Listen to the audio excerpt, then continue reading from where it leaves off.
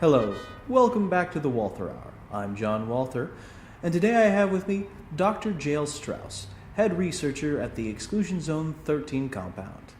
Dr. Strauss, thank you so much for joining us here today. Of course. Yesterday was the anniversary of the inciting event. Why don't we start with that? Well, at the time of the inciting event, I wasn't near any of the 12 exclusion zones, or the 13th, obviously.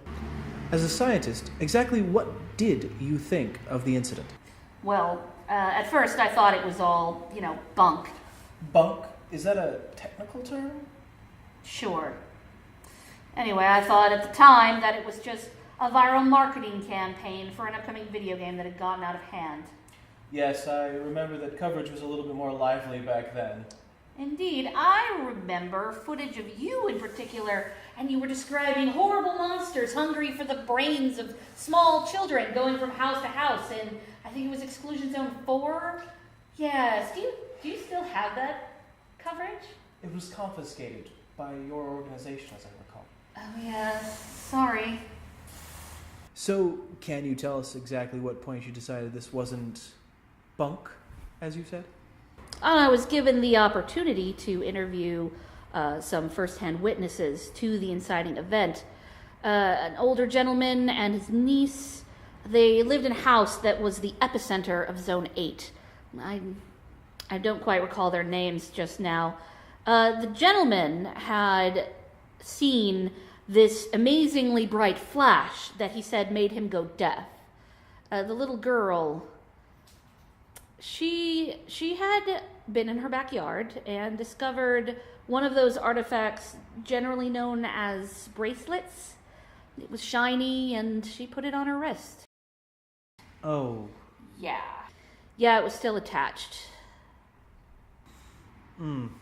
How did you meet these people?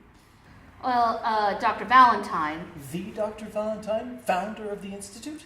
Yes, Dr. Valentine did have a hand in the foundation of the Institute for Zone Study and Exploitation, but this was before that. The UN Commission on Unknown Phenomenon employed Dr. Valentine then, as they do now, as a consultant. Right. UNCUP oversees IZs, right? Well, I prefer the Institute and the Commission, but sure. You see, Dr. Valentine was familiar with me because as a student I assisted on the project that had led to his most recent Nobel Prize nomination, and I was also an American. So at the time, America and a coalition of countries that didn't have zones inside their borders, these coalition countries were making a lot of diplomatic noise and things were getting tense.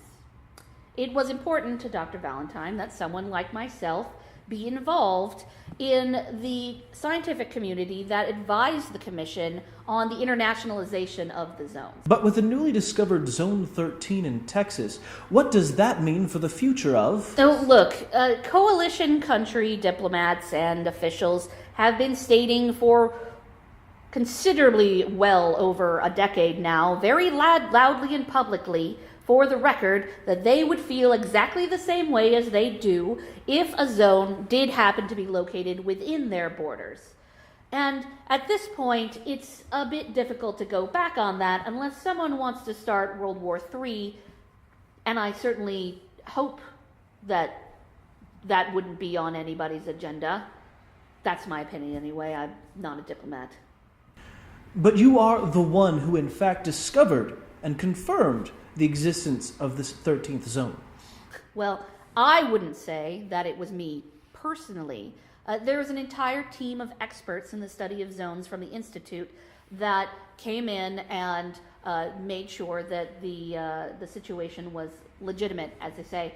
I received a tip about the location. I came here and realized that this might be something a little more involved than what usually falls in my wheelhouse. So I made a call to the Institute, and I assisted where I could. What exactly is your wheelhouse? My colleagues and I deal with situations involving leaks. Leaks?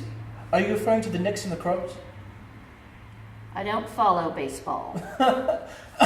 That is what people refer to those who go into the zone and retrieve artifacts and then take them out to those who will then sell them on the black market.